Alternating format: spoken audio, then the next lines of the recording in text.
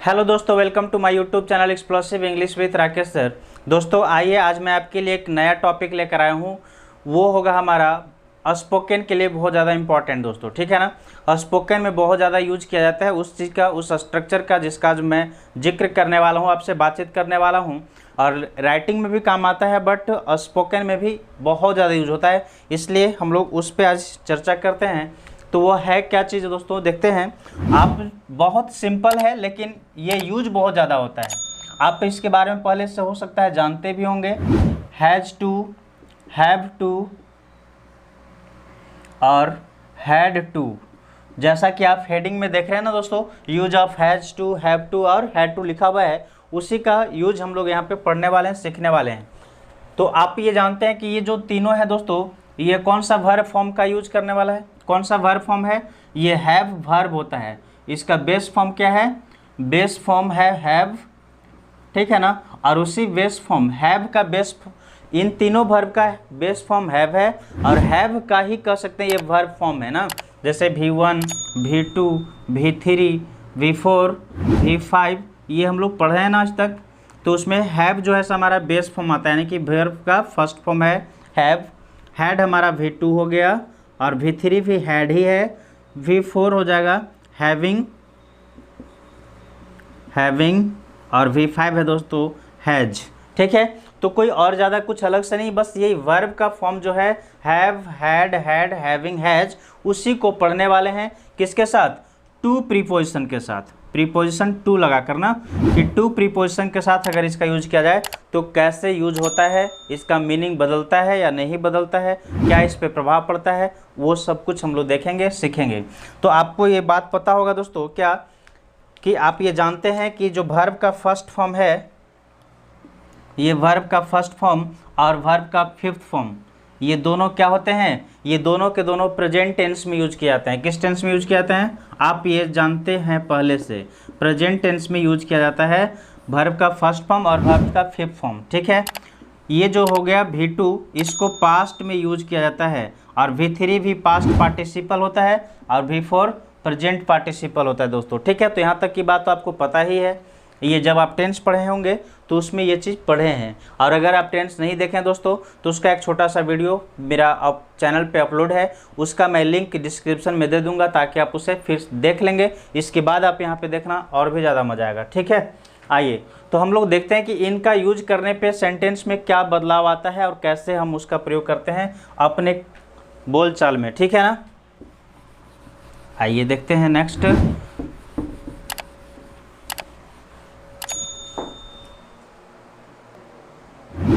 चलिए दोस्तों देखते हैं, हैज़ टू, हैव टू और हैड टू का जब प्रयोग किया जाता है दोस्तों, तो ये जो है सो एक, आप कभी मजबूरी वाला सेंटेंस बोलकर देखें हैं? मजबूरी यानी कि एक ऐसा सेंटेंस जिसमें मजबूरी शो हो। मजबूरी कहने का मतलब क्या, कि एक ऐसा काम या ऐसी बात जो आपको इच्छा नहीं है बोलने का या करने का, फिर भी वो चीज़ बोलना पड़ता है, करना पड़ता है, उससे हम मजबूरी कहते हैं, ठीक है ना।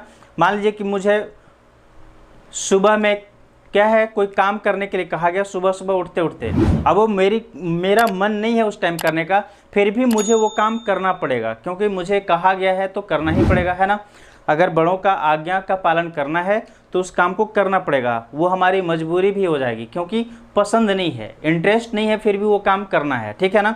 आपको हो सकता है कभी कभी पढ़ने की इच्छा नहीं होता है, फिर भी घर पे मम्मी पापा प्रेशर डालते हैं, पढ़ो पढ़ो, तो वहाँ पे मजबूरी में कभी कभी पढ़ना पड़ता है, मजबूरी में कोई कोई काम करना पड़ता है। तो वैसे ही मजबूरी को शो करने के लिए हैज़ प्लस टू या फिर हैव प्लस टू या हैड प्लस टू का प्रयोग किया जाता है, वैसे सेंटेंस को बताने के लिए दोस्तों। यानी कि किस सेंटेंस को? मजबूरी वाले। देखेंगे कैसा सेंटेंस, तो इसको हम लोग कह सकते हैं कि मजबूरी, जिसमें हमारी मजबूरी हो, यानी कि लाचारी जिसको बोल सकते हैं, वो काम नहीं पसंद होने के बावजूद भी करना, ठीक है ना। मजबूरी वाला वाक्य को बताना हो या बोलना हो तो हम इनका प्रयोग करेंगे। वो कैसे, ये चीज़ अभी हम लोग सीखने वाले हैं, क्लियर है। जैसे देख लीजिए, मान लीजिए कि अगर मैं लिखूं कि मुझे रोज सुबह गाय को नहलाना पड़ता है। मुझे रोज सुबह गाय को नहलाना पड़ता है, मतलब उसको स्नान कराना पड़ता है। तो अब ये क्या है दोस्तों, एक ऐसा ये काम है, इस काम को करना पसंद नहीं है। कौन चाहता है डेली डेली, अगर आपको कहा जाए डेली डेली गाय को धो नहाओ, तो डेली डेली आप करना पसंद करेंगे? नहीं करेंगे, फिर भी आपको करना पड़ेगा। तो इस तरह के सेंटेंस को, इस तरह के काम को मजबूरी वाला बात कहेंगे सेंटेंस, ठीक है ना, क्योंकि ये मजबूरी से कर रहा है, कंपल्सन, जरूरी है। करना पसंद है या नहीं है उससे कोई मतलब नहीं, आपका इंटरेस्ट क्या है नहीं है उससे कोई मायने नहीं रखता, आपको वो काम करना ही पड़ेगा। क्लियर? चलिए, तो वैसे ही सेंटेंस को बनाने के लिए, वैसे ही चीज़ों को बताने के लिए हम लोग हैज़ टू, हैव टू और हैड टू का प्रयोग करते हैं दोस्तों। आइए अब एक एक करके समझते हैं कैसे। चलिए दोस्तों, एक बात और जान लेते हैं हम लोग कि ये कैसे पता करेंगे कि ये दो जो सेंटेंस है वो हमारा मजबूरी वाला सेंटेंस है। तो उसको पता करने का तरीका होगा दोस्तों क्या, कि किसी भी सेंटेंस के लास्ट में आपको मिलेगा क्या, ना है या फिर ना पड़ता है। ना है या ना पड़ता है प्रेजेंट में, पास्ट में मिलेगा ना था या फिर ना पढ़ता था या ना पढ़ा था, ठीक है ना, पढ़ा था या फिर ना पढ़ता था भी बोल सकते हैं आप, ठीक है। इसी को फ्यूचर में बोलना होगा तो ना होगा या ना पड़ेगा, ठीक है ना। मतलब ये ध्यान देना है कि ये सब सेंटेंस के आखिरी में इनमें से कोई भी मिल जाए ना है या ना पढ़ता है, ना था या ना पढ़ा था या ना पढ़ता था, या फिर ना होगा ना पड़ेगा, तो समझ जाइए कि यह मजबूरी वाली वाक्य है, मजबूरी शो कर रहा है, कंपल्सन शो कर रहा है। और इसे हम बनाएंगे इंग्लिश में, जब ट्रांसलेट करेंगे तो इनका प्रयोग करना पड़ेगा, जैसा टेंस होगा वैसा। अभी जैसे कि मैंने आपको शुरुआत में बताया कि अगर वर्ब प्रेजेंट है तो V1 या V5, अब वो V1 कब यूज होगा, V5 कब यूज होता है, ये भी आपको पता है अगर आप टेंस पढ़े हैं तो, नहीं तो फिर मैं अभी बता रहा हूँ आपको। पास्ट है तो हैड टू लगेगा, ये तो आपको पता ही है, और फ्यूचर है तो उसमें पता है कि शैल और विल का प्रयोग करते हैं प्लस हैज का। वो कैसे, सभी हम लोग एक एक करके अब देख लेते हैं थोड़ा सा ना। आइए देखिए दोस्तों, यदि किसी सेंटेंस में, हिंदी वाक्य में ना, यदि किसी रूल ऑफ आइडेंटिफिकेशन लिख रहा हूँ,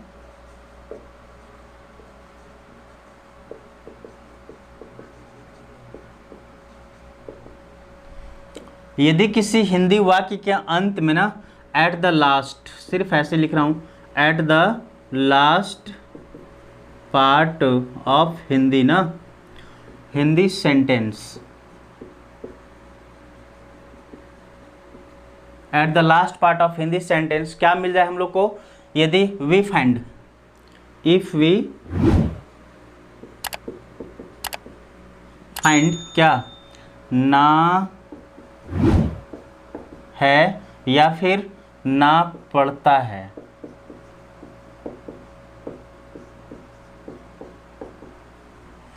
तब हमें समझ जाना है क्या कि ये जो सेंटेंस है कंपल्सन शो कर रहा है, मजबूरी शो कर रहा है, ठीक है। अब इसको बनाने के लिए देखिए स्ट्रक्चर क्या होता है दोस्तों, अफर्मेटिव सेंटेंस का, यानी पॉजिटिव में,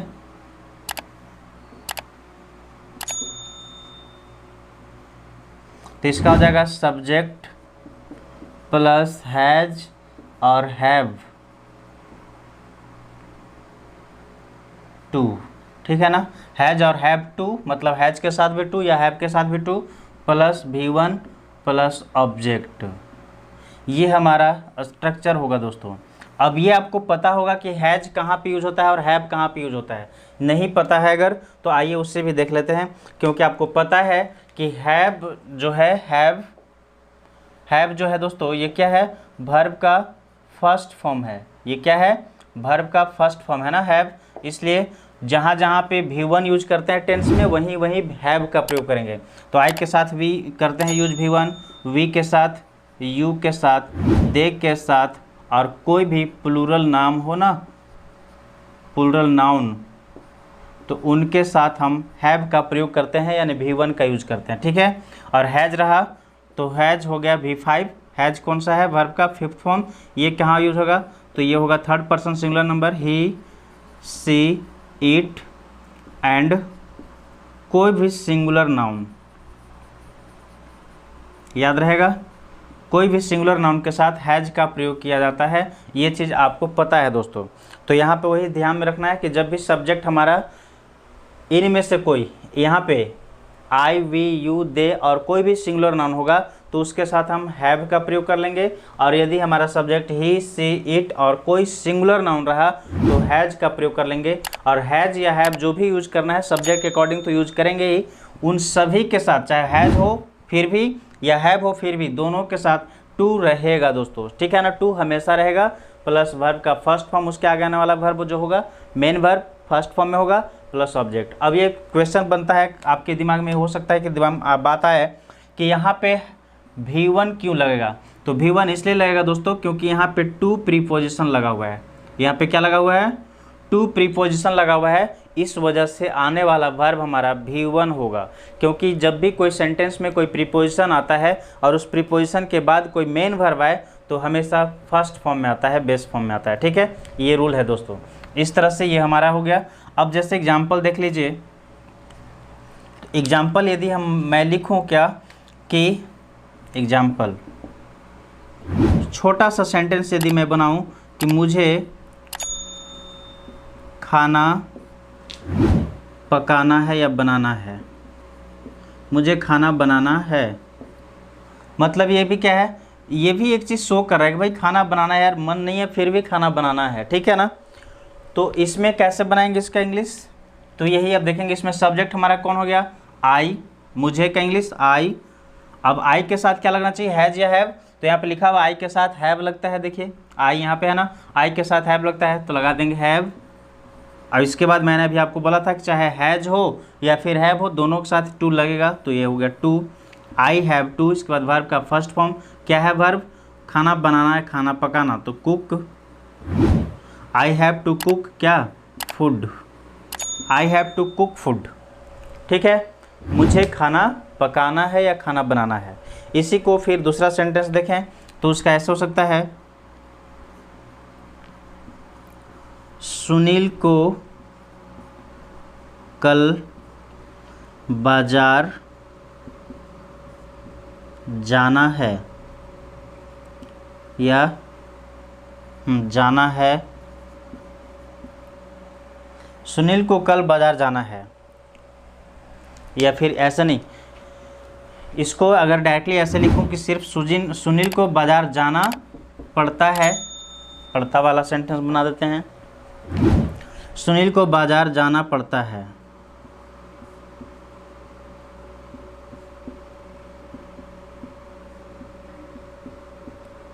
देखिए दोस्तों, होता क्या है ना कि जब अगर आपको कभी कभी एक फर्स्ट टाइम या सेकेंड टाइम, मतलब हफ्ता में, महीना में एक आध बार मार्केट जाने के लिए कहा जाए तो आपका इंटरेस्ट होगा जाने के लिए, आप चाहेंगे, जाना भी चाहेंगे, जाएंगे भी, ठीक है ना।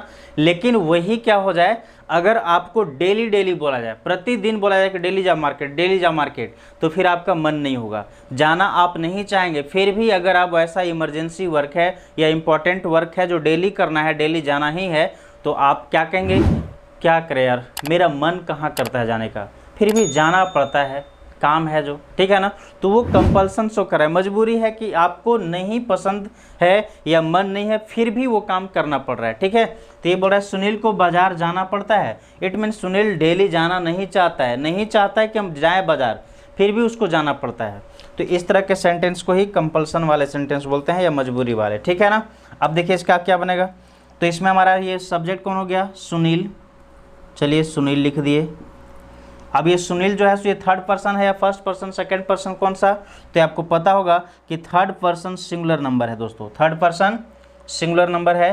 तो जब सिंगुलर नाउन है तो इसके साथ क्या लगना चाहिए, हैज, सुनील हैज, और इसके बाद फिर टू, सुनील हैज टू क्या, बाजार जाना, जाना मेन वर्ब हो गया इसलिए गो, कहाँ, to market, Sunil has to go to market. कितना इजी है ना, बहुत इजी है, कोई ज़्यादा इसमें टफ नहीं है, ताम झाम नहीं करना है, लाम लिफाफ कुछ भी नहीं है दोस्तों। बट थोड़ी सी बात ध्यान में रखना है, हैज़ टू के बाद वर्ब का फर्स्ट फॉर्म यूज कर देना है, बस आगे वैसे ही रहेगा। अब पहले सब्जेक्ट तो रहेगा ही रहेगा, ठीक है ना। ऐसा हो गया हमारा ये तो अफर्मेटिव सेंटेंस में। चलिए अगर इसी का निगेटिव बनाना हो दोस्तों तो क्या करेंगे हम लोग। नेगेटिव बनाने के लिए कुछ और नहीं करना है, वो देखेंगे आगे। पहले इसको एक बार देख लीजिए, फिर हम चलते हैं थोड़ा सा पास्ट की ओर। पास्ट भी देख लेते हैं, इसके बाद फ्यूचर भी, तब तीनों को एक साथ में नेगेटिव और इंट्रोगेटिव एक साथ बता दूंगा। एक बार इसे आप ध्यान से देखेंगे।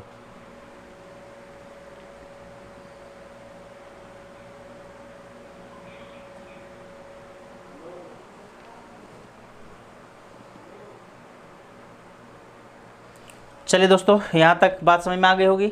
अब चलते हैं हम लोग नेक्स्ट पास्ट की ओर, यानी प्रेजेंट में। देख लिया ना कि प्रेजेंट में ध्यान देना है, सब्जेक्ट हमारा क्या है, सिंगुलर या प्लूरल, और सिंगुलर या प्लूरल देखते हुए हैज हैव का प्रयोग करना है, प्लस बाकी टू प्लस वर्ब का फर्स्ट फॉर्म। आगे तो जैसे था वैसे ही रहेगा, कुछ ज़्यादा नहीं है इसमें। ये सिर्फ हमें चुनना पड़ता है, ध्यान देना पड़ता है प्रेजेंट में। क्यों? क्योंकि इसमें V1 और V5 का प्रयोग होना है, हैज और हैव दोनों का। पास्ट में आ जाएंगे तो सभी के साथ हैड लगता है, आपको पता है।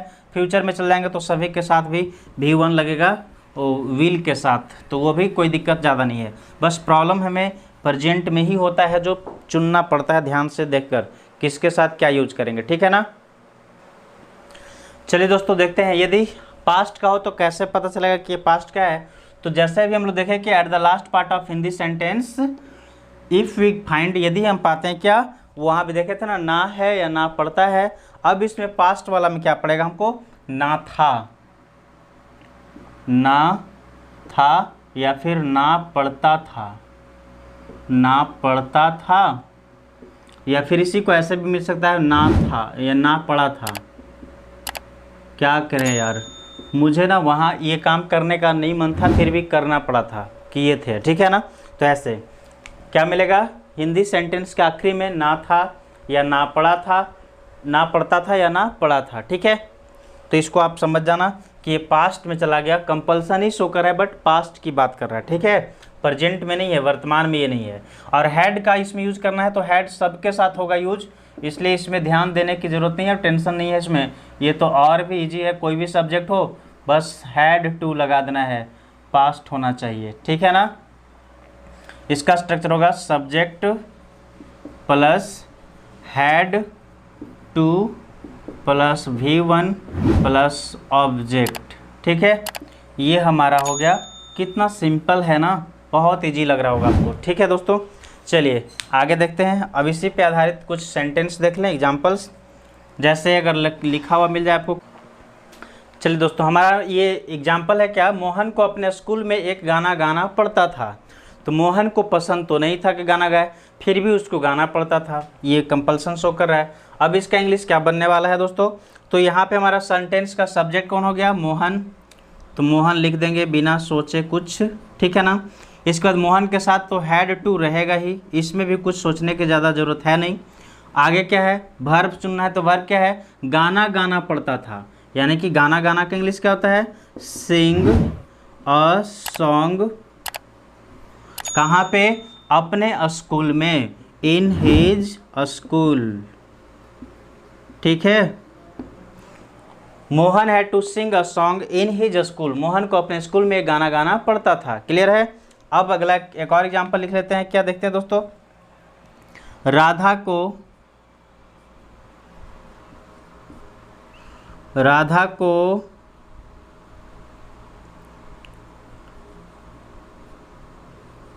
कॉलेज जाना पड़ता था।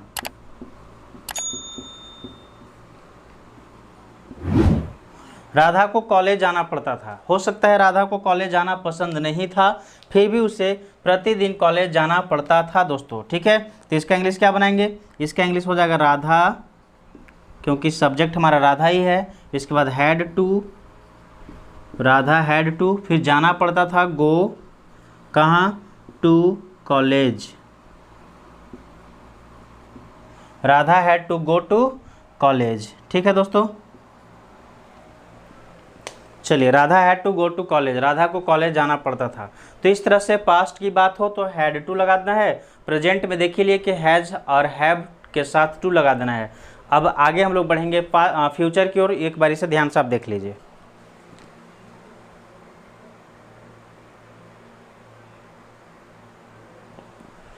चलिए दोस्तों, इसे थोड़ा सा इरेज कर लेते हैं, फिर हम बढ़ेंगे आगे, ठीक है ना।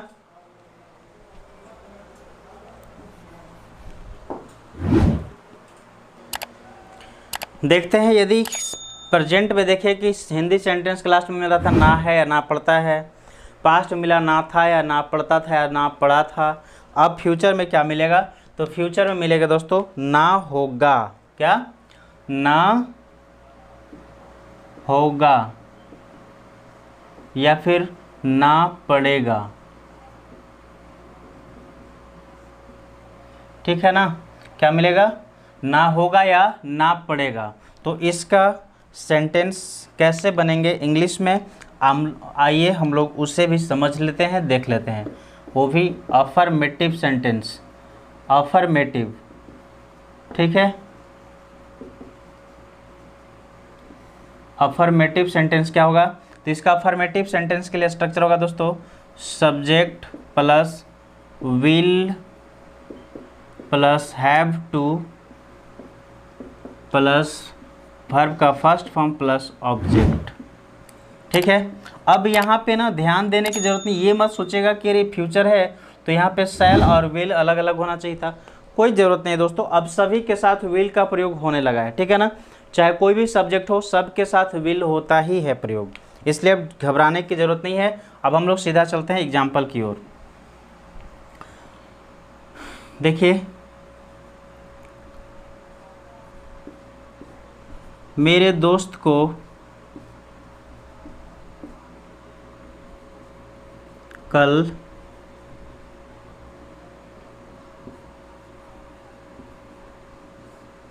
कॉलेज जाना पड़ेगा।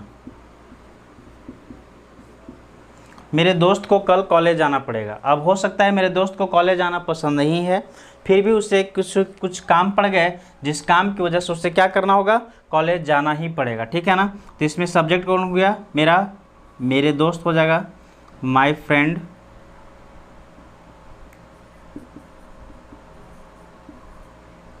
इसके बाद क्या, विल हैव, फ्यूचर है इसलिए विल सीधा, इसके बाद हैव टू, यहाँ तक कोई सोचने की जरूरत नहीं है। फिर क्या होगा, वर्ब का फर्स्ट फॉर्म क्या है, वर्ब का फर्स्ट फॉर्म इसमें गो, कहाँ, टू कॉलेज, कब जाना है, टुमारो, कल जाना है, ठीक है ना। यानी मेरे दोस्त को कल कॉलेज जाना पड़ेगा, my friend will have to go to college tomorrow, clear है। आइए एक और एग्जाम्पल देख लेते हैं दोस्तों इसी का। क्या,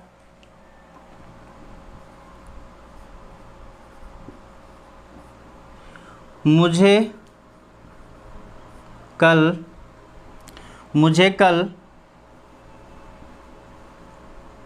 खेल में भाग या हिस्सा, ठीक है, मुझे कल खेल में भाग या हिस्सा, भाग लेना पड़ेगा या हिस्सा लेना पड़ेगा, ठीक है, लेना पड़ेगा।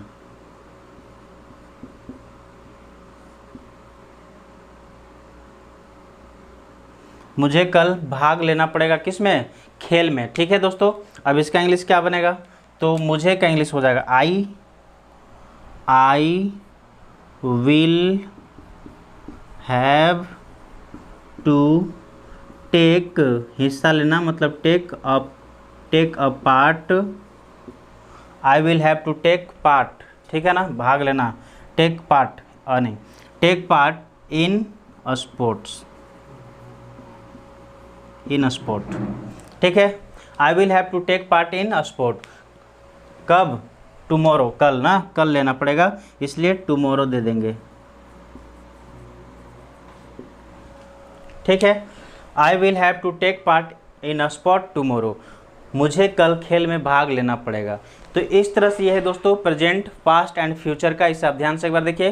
फिर अभी मैं तुरंत आपको तीनों ही का प्रेजेंट, पास्ट, फ्यूचर तीनों का नेगेटिव स्ट्रक्चर प्लस उसी से इंट्रोगेटिव बनाना सिखाते हैं।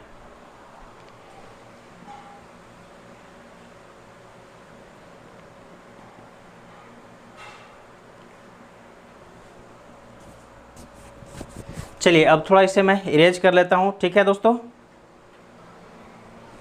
चलिए दोस्तों देखते हैं अब इसी सेंटेंस का नेगेटिव कैसे बनाएंगे। तो नेगेटिव ऐसे मैं दो पार्ट में बांट दे रहा हूँ, इधर नेगेटिव इधर इंट्रोगेटिव कर देता हूँ ना। प्रेजेंट का नेगेटिव, प्रेजेंट टेंस होगा हमारा, प्रेजेंट टेंस का नेगेटिव कैसे बनेगा, नेगेटिव सेंटेंस। तो इसका होगा दोस्तों क्या, सब्जेक्ट तो रहेगा ही प्लस, अब देखिए प्रेजेंट टेंस में कैसे हम लोग नेगेटिव बनाते हैं, टेंस में अगर बनाए तो आई के साथ या फिर कोई भी सब्जेक्ट हो, वी सी ही इट कोई भी हो, तो डू या डज का प्रयोग करते हैं। वैसे ही सेम यहाँ भी यूज कर लेंगे ना, सब्जेक्ट प्लस डू या डज, क्या होगा दोस्तों, डू या डज प्लस नोट, ठीक है, plus have to plus verb का फर्स्ट फॉर्म प्लस ऑब्जेक्ट, याद रहेगा। सब्जेक्ट प्लस डू और does plus not plus have plus two plus V1 plus object. जैसे एक एक एग्जाम्पल लिखता हूँ, ज़्यादा नहीं, ठीक है।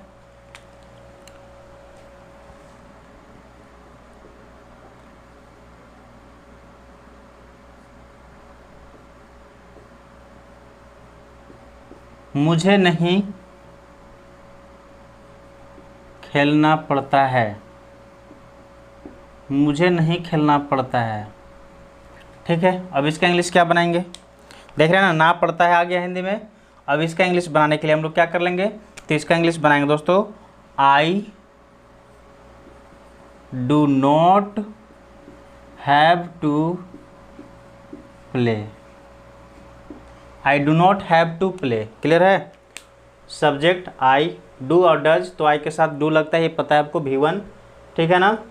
आई do not have to plus V1, ठीक है ना, प्ले, क्लियर है, मुझे नहीं खेलना पड़ता है। अब देखिए यदि ये पास्ट का हो तो पास्ट का कैसे बनता है नेगेटिव, पास्ट टेंस में चलें, ठीक ना, पास्ट टेंस, तो पास्ट टेंस का नेगेटिव होगा दोस्तों क्या, सब्जेक्ट नेगेटिव ना, सब्जेक्ट प्लस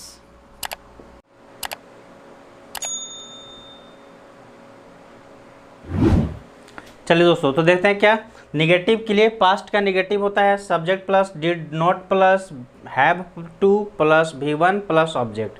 क्या होता है, subject plus did not plus have to plus V1 plus object. अब ये कहेंगे दोस्तों कि अभी तो हम लोग हैड देख रहे थे, यहाँ पर हैव क्यों आ गया, तो हैव इसलिए आ गया दोस्तों क्योंकि इसके पहले देखिए किसी भी पास्ट टेंस में एक ही बार पास्ट का यूज किया सकता है V2 का, तो डिड यहाँ पहले ही V2 के रूप में आ चुका है, इसलिए अगला वर्ब जो होगा हमारा V1 होगा।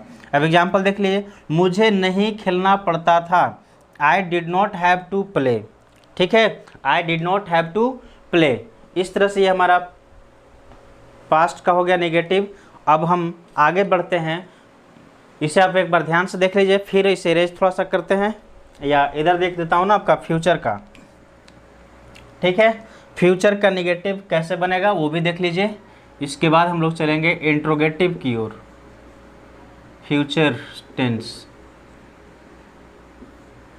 इसका नेगेटिव सेंटेंस होना है, वो कैसे बनता है,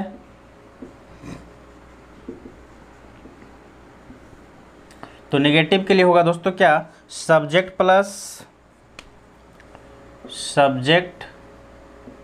प्लस विल, ठीक है ना, plus not plus have to plus V1 plus object, ठीक, ये हमारा फ्यूचर का होता है। जैसे इसी सेंटेंस जो यहाँ पे इधर लिखा हुआ है उसी का यदि मैं बना दूँ, कैसे, मुझे नहीं खेलना पड़ता है, इसका क्या बनाएंगे, मुझे नहीं खेलना पड़ेगा, मुझे नहीं खेलना पड़ेगा। ठीक है, मुझे नहीं खेलना पड़ेगा। अब इसका निगेटिव क्या बनेगा, तो इसका निगेटिव हो जाएगा वही I will not have to play, I will not have to play. ठीक है दोस्तों, तो इस तरह से हमारा ये निगेटिव बन जाएगा। अब ये इंट्रोगेटिव में कुछ नहीं करना है दोस्तों, थोड़ा सा बस दिमाग लगाना है कि आपको हल्का सा, कि इंट्रोगेटिव में ये करना है ना कि यहाँ पे जो डू डज पहले लगा हुआ है बीच में, देखिए इस पे यहाँ जो डू डज पहले लगा हुआ है, इसको सेंटेंस में सब्जेक्ट से पहले कर देना है उठाकर, बाकी जेऊ कहते हुए रहेगा, लास्ट में क्वेश्चन मार्क ऐड कर देंगे। ठीक है, कब, जब आप इंट्रोगेटिव बनाएंगे तब। ठीक है ना, याद रहेगा। जैसे चलिए इंट्रोगेटिव का स्ट्रक्चर मैं यहाँ सिर्फ लिख दे रहा हूँ आपको देखने के लिए, समझने के लिए। Interrogative,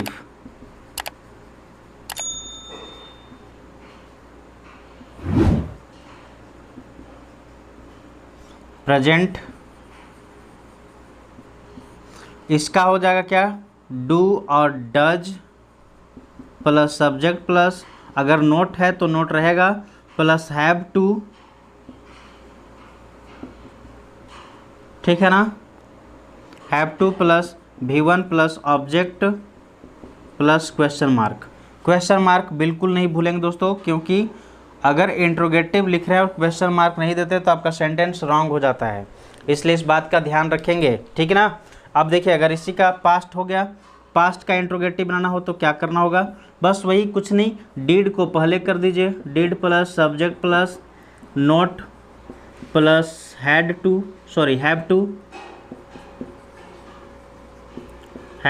plus V1 plus object plus question mark.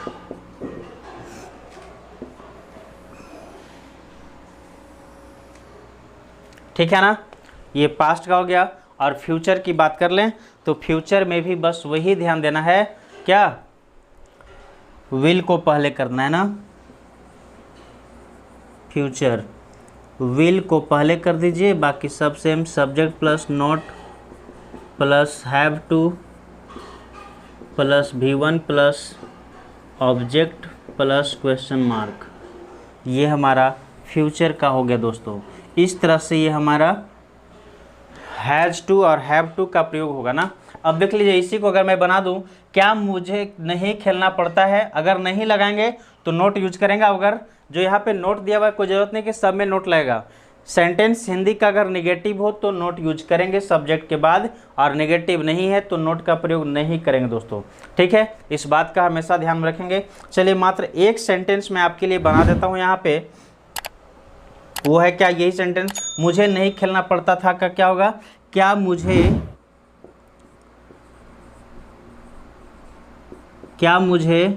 खेलना पड़ता है, क्या मुझे खेलना पड़ता है। अब ये सेंटेंस हो गया हमारा प्रेजेंट इंडेफिनिट का इंट्रोगेटिव।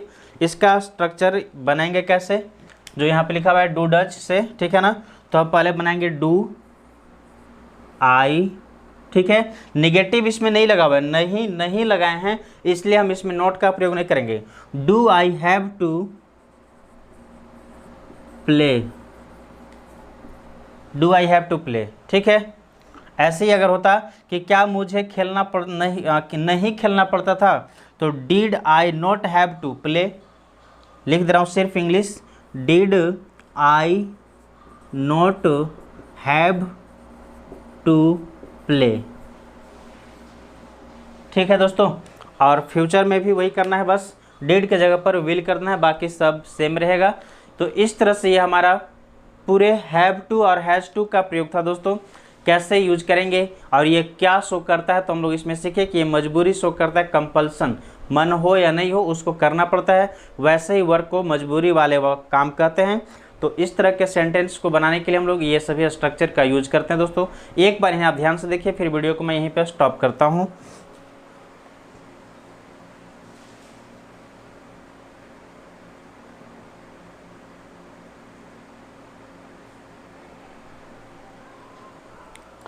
चलिए, तो आज के इस वीडियो में ही पे स्टॉप करता हूँ दोस्तों।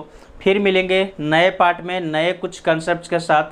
अगर ये वीडियो अच्छा लगा हो तो प्लीज़ इसे लाइक करेंगे, अपने दोस्तों के साथ शेयर करेंगे, और यदि आप हमारे चैनल पे पहली बार आए हैं दोस्तों, नए हैं, तो हमारे चैनल को सब्सक्राइब करें और बेल आइकन को दबाना बिल्कुल ना भूलें दोस्तों, क्योंकि यदि आप बेल आइकन नहीं दबाते तो आपको हमारे चैनल पे आने वाले हर एक अपडेट्स का नोटिफिकेशन आपको नहीं मिल पाएगी। इसलिए पहले बेल आइकन दबाएंगे, ठीक है ना। फिर मिलेंगे नए पार्ट में, तब तक के लिए bye bye, take care, thank you.